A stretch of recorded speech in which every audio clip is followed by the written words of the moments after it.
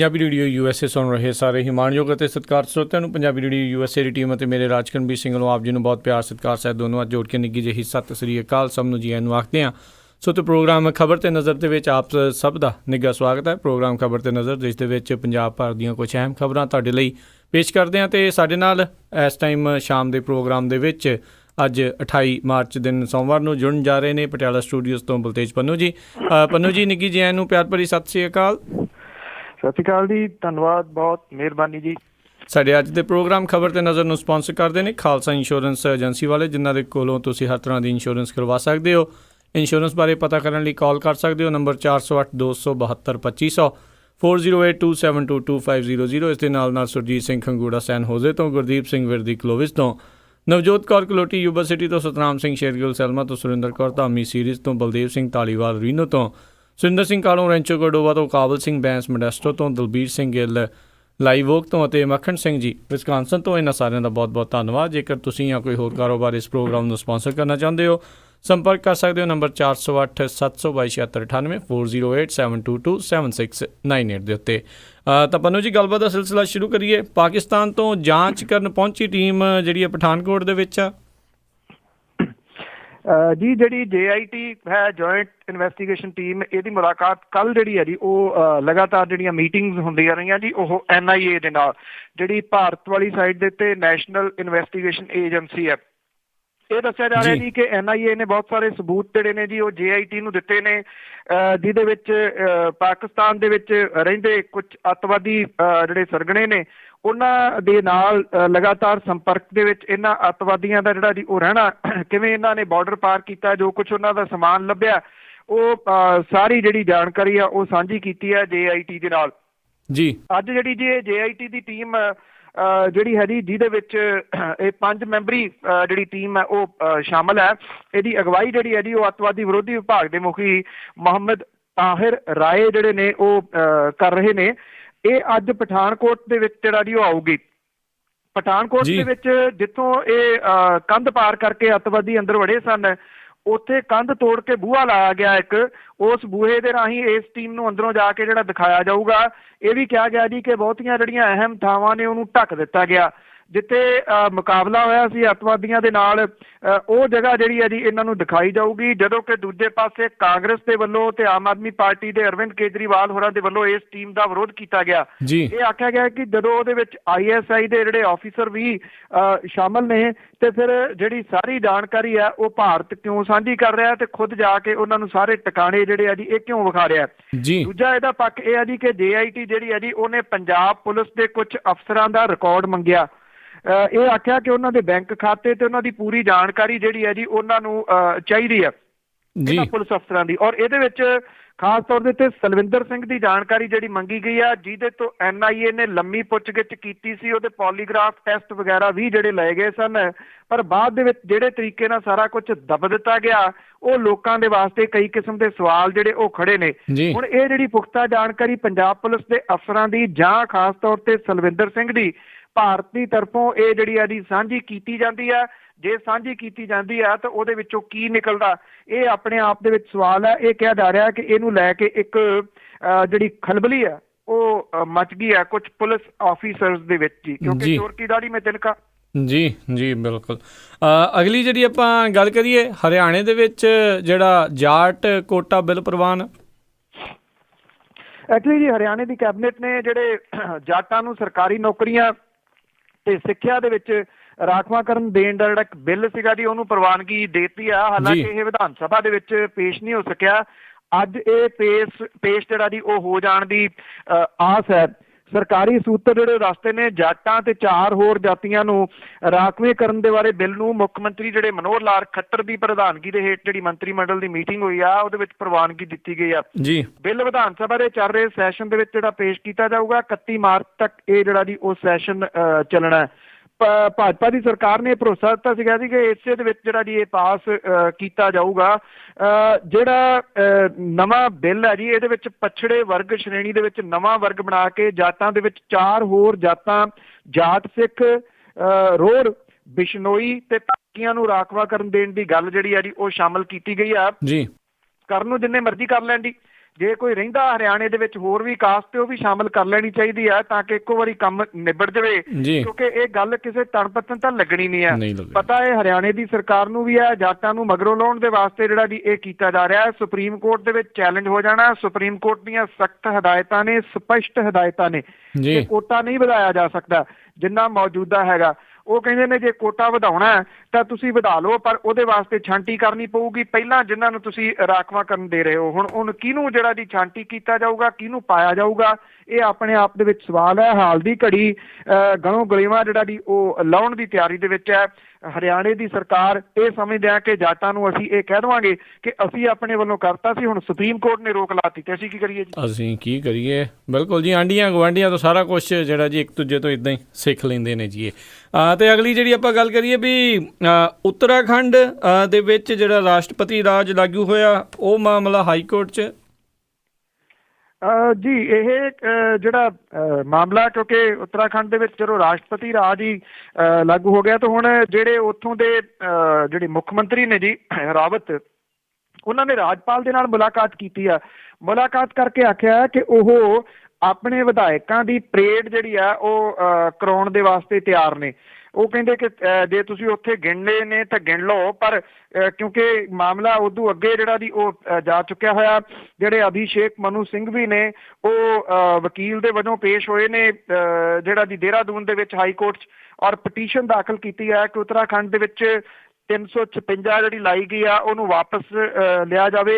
ਉਹਨੂੰ ਗੈਰ ਕਾਨੂੰਨੀ ਤੇ ਕੇਂਦਰ ਸਰਕਾਰ ਦੀ ਧੱਕੇਸ਼ਾਹੀ ਜਿਹੜੀ ਹੈ ਜੀ ਉਹ ਦੱਸਿਆ, ਔਰ ਇਹ ਕਿਹਾ ਕਿ ਉੱਤਰਾਖੰਡ ਦੇ ਵਿੱਚ ਸੰਵਿਧਾਨ ਦੀ ਕੋਈ ਉਲੰਘਣਾ ਨਹੀਂ ਹੋਈ, ਜਿਹਦੇ ਕਰਕੇ ਧਾਰਾ 356 ਦੀ ਵਰਤੋਂ ਕਰਕੇ ਉੱਥੇ ਰਾਸ਼ਟਰਪਤੀ ਰਾਜ ਲਾਉਣਾ ਜਿਹੜਾ ਜੀ ਉਹ ਗਲਤ ਹੈ।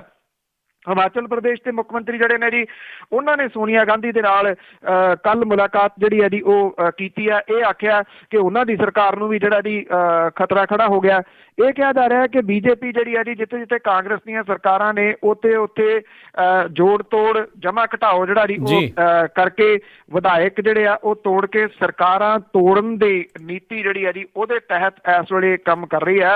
ਆਈ ਥਿੰਕ ਜਿਹੜੀਆਂ ਚੁਣੀਆਂ ਹੋਈਆਂ ਸਰਕਾਰਾਂ ਨੇ ਉਹਨਾਂ ਨੂੰ ਇਉਂ ਜਿਹੜਾ ਜੀ ਖਤਰੇ ਦੇ ਵਿੱਚ ਪਾਉਣਾ, ਇਉਂ ਤੋੜਨਾ ਕਿਸੇ ਵੀ ਹਾਲਤ ਦੇ ਵਿੱਚ ਠੀਕ ਜਿਹੜਾ ਉਹ ਨਹੀਂ ਕਿਹਾ ਜਾ ਸਕਦਾ। ਪਰ ਜਦੋਂ ਇੰਨੀ ਮੈਜੋਰਿਟੀ ਦੇ ਕੇ ਲੋਕਾਂ ਨੇ ਸਰਕਾਰ ਬਣਾਈ ਹੈ ਤੇ ਫਿਰ ਪੰਜਾਬੀ ਦੀ ਕਹਾਵਤ ਉੱਥੇ ਸਿੱਧ ਹੁੰਦੀ ਹੈ ਨਾ ਜੀ ਕਿ ਆਪੇ ਸਾਥੜੀਏ ਤੈਨੂੰ ਕੌਣ ਛਡਾਵੇ।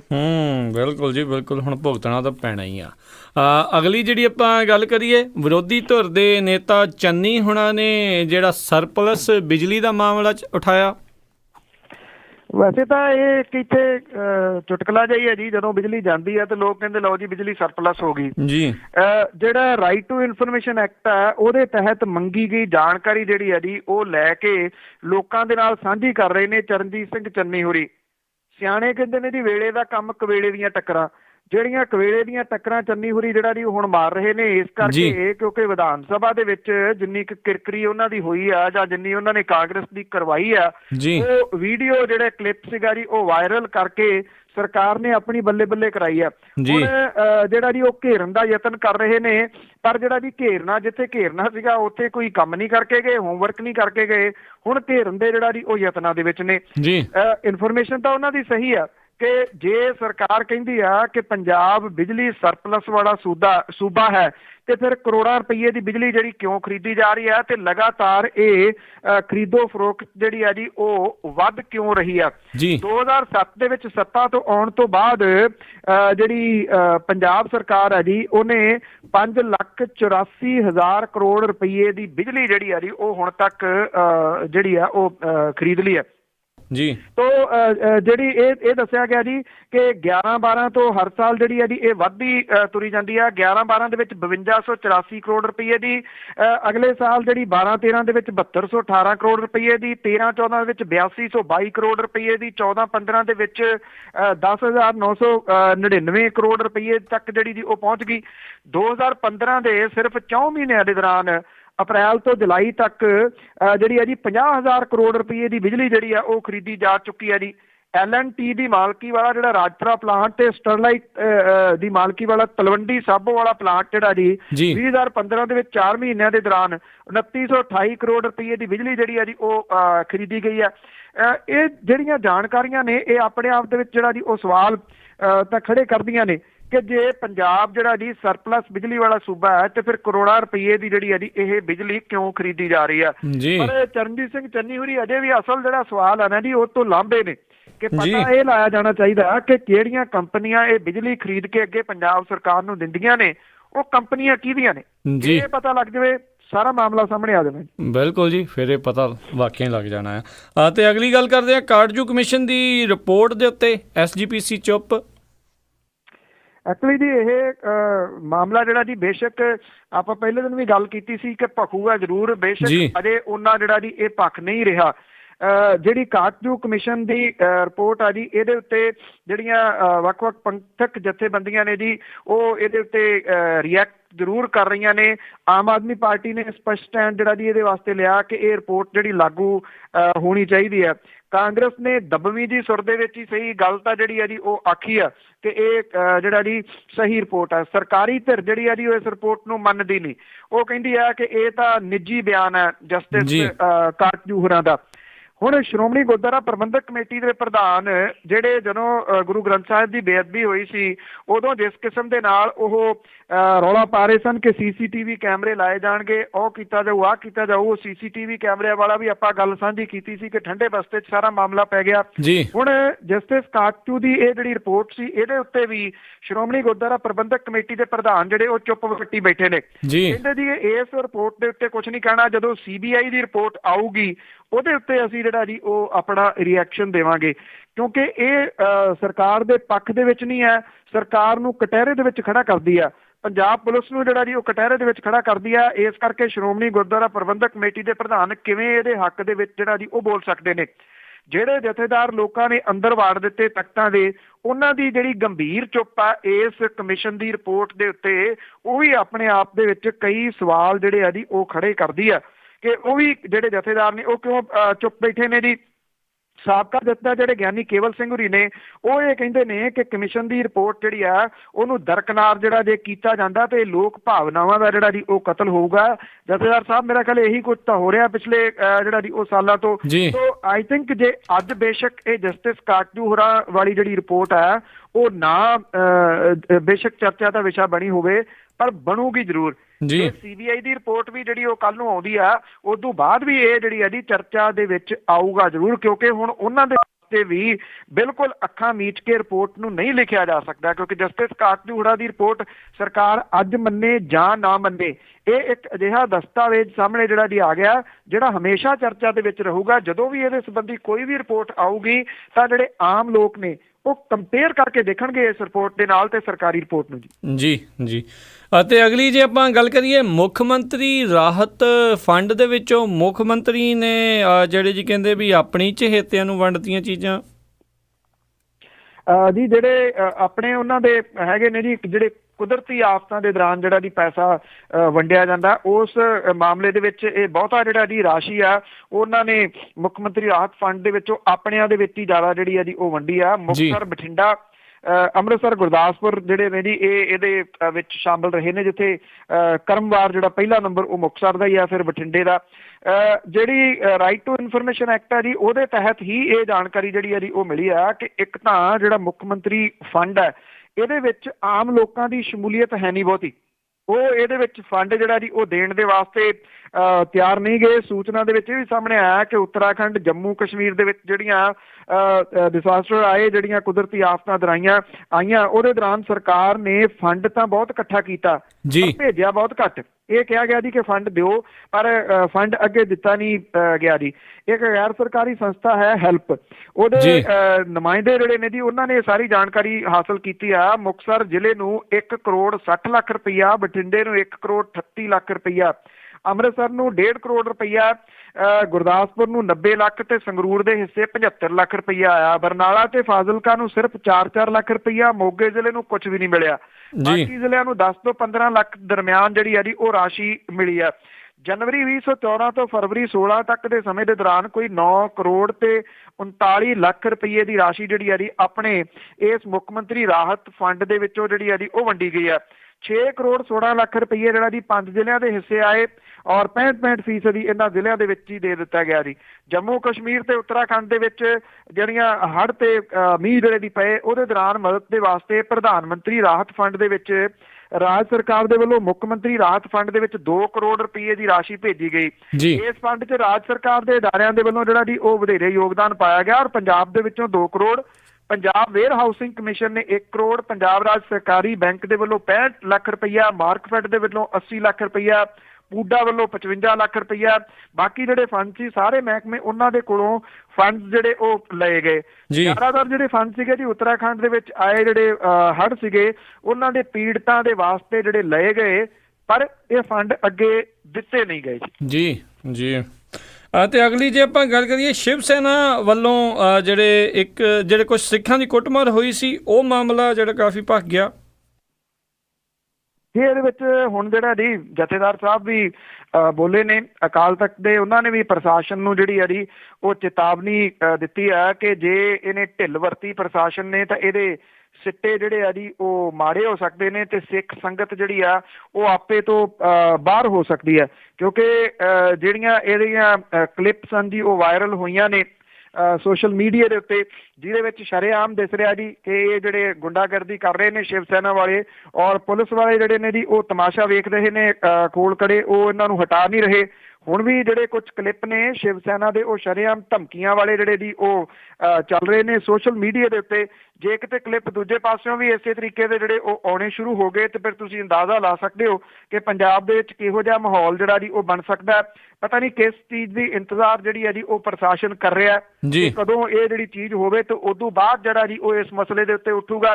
ਜਿਹੜੀਆਂ ਵੱਖ-ਵੱਖ ਸਿੱਖ ਜਥੇਬੰਦੀਆਂ ਨੇ ਉਹਨਾਂ ਨੇ ਆਪਣੀ ਜਗ੍ਹਾ ਦੇ ਉੱਤੇ ਜਿਹੜੀ ਹੈ ਜੀ ਉਹ ਵਾਰਨਿੰਗ ਦਿੱਤੀ ਹੈ ਕਿ ਇਸ ਮਸਲੇ ਦੇ ਉੱਤੇ ਗ੍ਰਿਫਤਾਰੀਆਂ ਹੋਣੀਆਂ ਚਾਹੀਦੀਆਂ ਨੇ ਜਿਨ੍ਹਾਂ ਲੋਕਾਂ ਨੇ ਇਹ ਗੁੰਡਾਗਰਦੀ ਜਿਹੜੀ ਹੈ ਜੀ ਉਹ ਕੀਤੀ ਹੈ। ਇਹ ਦੱਸਦੀ ਹੈ ਕਿ ਇੱਕ ਸ਼ਿਵ ਸੈਨਾ ਦਾ ਜਿਹੜਾ ਆਗੂ ਸੀਗਾ ਉਹਦਾ ਐਕਸੀਡੈਂਟ ਹੋ ਗਿਆ ਸੀਗਾ, ਸੜਕ ਹਾਦਸੇ ਦੇ ਵਿੱਚ ਉਹ ਮਾਰਿਆ ਗਿਆ ਕਈ ਸ਼ੱਕੀ ਹਾਲਾਤਾਂ ਦੇ ਵਿੱਚ। ਉਹਦੇ ਨਾਲ ਜਿਹੜੀ ਉਹ ਔਰਤ ਕੌਣ ਸੀ, ਕਿਸ ਪਾਸੇ ਨੂੰ ਜਾ ਰਿਹਾ ਸੀਗਾ, ਜੇ ਉਹਨੂੰ ਸਿਕਿਉਰਿਟੀ ਮਿਲੀ ਹੋਈ ਸੀ ਤੇ ਫਿਰ ਉਹਦੇ ਸਿਕਿਉਰਿਟੀ ਵਾਲੇ ਕਿੱਥੇ ਸਨ ਜੀ, ਇਹ ਸਾਰੀਆਂ ਗੱਲਾਂ ਸਨ ਜੀ ਜਿਹੜੇ ਸਵਾਲ ਖੜੇ ਕਰਦੀਆਂ ਨੇ। ਬਜਾਏ ਇਹਦੇ ਵਿੱਚ ਜਾਇਆ ਸ਼ਿਵ ਸੈਨਾ ਵਾਲਿਆਂ ਨੇ ਜਿਹੋ ਜਿਹਾ ਕੁੱਟ ਕਟਾਪਾ ਜਿਹੜੇ ਕੁਝ ਸਰੂਪ ਦੇ ਵਿੱਚ ਸਨ ਜੀ ਉਹਨਾਂ ਦਾ ਕੀਤਾ, ਉਹਨੇ ਸਵਾਲ ਤਾਂ ਜਿਹੜੇ ਆ ਜੀ ਉਹ ਕਈ ਖੜੇ ਕੀਤੇ ਨੇ ਔਰ ਇਹਦੇ ਉੱਤੇ ਕਿਸੇ ਵੀ ਵਿਅਕਤੀ ਦੇ ਖਿਲਾਫ ਕੋਈ ਕਾਰਵਾਈ ਜਿਹੜੀ ਉਹ ਨਾ ਹੋਣੀ, ਇਹ ਆਪਣੇ ਆਪ ਦੇ ਵਿੱਚ ਵੱਡਾ ਸਵਾਲ ਹੈ ਜੀ। ਅਗਲੀ ਗੱਲ ਕਰੀਏ ਦਿੱਲੀ ਦੇ ਜਿਹੜਾ ਬਜਟ ਆ ਉਹ ਪੇਸ਼ ਹੋਇਆ ਆ ਦਿੱਲੀ ਵਿਧਾਨ ਸਭਾ 'ਚ, ਸਿੱਖਿਆ ਤੇ ਕਹਿੰਦੇ ਸਿਹਤ ਦੇ ਉੱਤੇ ਜ਼ਿਆਦਾ ਫੋਕਸ ਰਿਹਾ। ਬਿਲਕੁਲ ਜੀ, ਦਿੱਲੀ ਦੀ ਸਰਕਾਰ ਨੇ 16-17 ਦੇ ਵਾਸਤੇ 46,600 ਕਰੋੜ ਰੁਪਈਏ ਦਾ ਬਜਟ ਜਿਹੜਾ ਜੀ ਉਹ ਪੇਸ਼ ਕੀਤਾ। ਮਨੀਸ਼ ਸਿਸੋਦੀਆ ਜਿਹੜੇ ਜਿਨ੍ਹਾਂ ਦੇ ਕੋਲੇ ਫਾਈਨੈਂਸ ਮਿਨਿਸਟਰੀ ਆ, ਇਹ ਉਹਨਾਂ ਦਾ ਦੂਸਰਾ ਬਜਟ ਸੀਗਾ ਜੀ। ਨਗਰ ਨਿਗਮ ਨੂੰ 1,000 ਕਰੋੜ ਰੁਪਈਏ ਜ਼ਿਆਦਾ ਮਿਲਣਗੇ ਤੇ ਨਗਰ ਨਿਗਮ ਦੇ ਵਾਸਤੇ ਰਕਮ ਜਿਹੜੀ ਆ ਜੀ ਉਹ 5908 ਤੋਂ ਵਧਾ ਕੇ ਜੀ 6916 ਕਰੋੜ ਰੁਪਈਏ ਜਿਹੜੀ ਆ ਉਹ ਕੀਤੀ ਗਈ ਹੈ। ਇਹਦੇ ਵਿੱਚ ਜਿਹੜੇ ਮੁਹੱਲਾ ਕਲੀਨਿਕ ਨੇ ਉਹ ਹੋਰ ਜਿਹੜੇ ਜੀ ਉਹ ਸ਼ੁਰੂ ਕਰਨ ਦੀ ਗੱਲ ਆਖੀ ਗਈ ਹੈ ਜੀ। 100 ਮੁਹੱਲਾ ਕਲੀਨਿਕ ਸ਼ੁਰੂ ਕੀਤੇ ਜਾਣਗੇ, 150 ਪੋਲੀ ਕਲੀਨਿਕ ਜਿਹੜੇ ਆ ਉਹ ਖੋਲ੍ਹਣ ਦੀ ਯੋਜਨਾ, ਜਿਹਦੇ ਵਿੱਚੋਂ 22 ਜਿਹੜਾ ਦੱਸਿਆ ਗਿਆ ਕਿ ਉਹ ਸ਼ੁਰੂ ਹੋ ਚੁੱਕੇ ਨੇ। ਅਗਲੇ 2 ਸਾਲਾਂ ਦੇ ਦੌਰਾਨ ਸਰਕਾਰੀ ਹਸਪਤਾਲਾਂ ਦੇ ਵਿੱਚ 10,000 ਨਵੇਂ ਬੈੱਡ ਜਿਹੜੇ ਨੇ ਉਹ ਸ਼ਾਮਲ ਕੀਤੇ ਜਾ ਰਹੇ ਨੇ।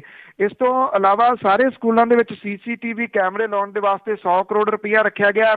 ਟੀਚਰਸ ਦੀ ਟ੍ਰੇਨਿੰਗ ਦੇ ਉੱਤੇ 102 ਕਰੋੜ ਰੁਪਈਏ ਖਰਚ ਜਿਹੜੇ ਉਹ ਕੀਤੇ ਜਾਣਗੇ ਔਰ ਸਿਖਲਾਈ ਦੇ ਵਾਸਤੇ 1,690 ਕਰੋੜ ਰੁਪਈਏ ਜਿਹੜੇ ਨੇ ਉਹ ਰੱਖੇ ਗਏ ਨੇ। ਇਹ ਦੱਸਿਆ ਗਿਆ ਜੀ ਕਿ 21 ਨਵੀਆਂ ਸਕੂਲ ਬਿਲਡਿੰਗ ਜਿਹੜੀਆਂ ਉਹ ਤਿਆਰ ਹੋ ਰਹੀਆਂ ਨੇ, 8,000 ਨਵੇਂ ਕਲਾਸਰੂਮ ਜਿਹੜੇ ਉਹ ਬਣ ਰਹੇ ਨੇ। ਜੁਲਾਈ ਤੋਂ ਇਹਨਾਂ ਦੇ ਵਿੱਚ ਪੜ੍ਹਾਈ ਜਿਹੜੀ ਆ ਜੀ ਉਹ ਸ਼ੁਰੂ ਹੋਊਗੀ।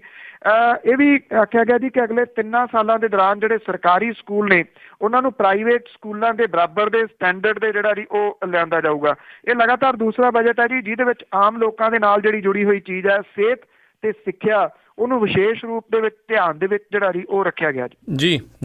ਅਤੇ ਅਗਲੀ ਜੇ ਆਪਾਂ ਗੱਲ ਕਰੀਏ ਕੋਲਾ ਘੁਟਾਲੇ ਦੇ ਵਿੱਚ ਰੰਗੂਟਾ ਭਰਾਵਾਂ ਨੂੰ ਦੋਸ਼ੀ ਕਰਾਰ ਦਿੱਤਾ ਗਿਆ ਅਦਾਲਤ ਵੱਲੋਂ।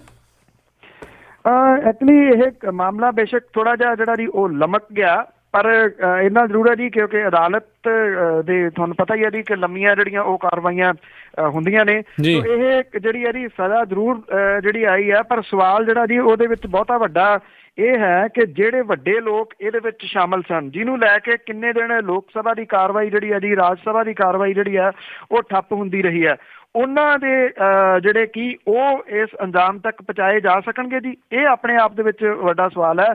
ਛੋਟੇ ਮੋਟੇ ਜਿਹੜੇ ਨੇ ਜੀ ਉਹ ਟੰਗ ਦਿੱਤੇ ਜਾਂਦੇ ਨੇ ਔਰ ਟੰਗ ਕੇ ਮਾਮਲਾ ਜਿਹੜਾ ਜੀ ਉਹ ਲਪੇਟ ਦਿੱਤਾ ਜਾਂਦਾ ਜੀ।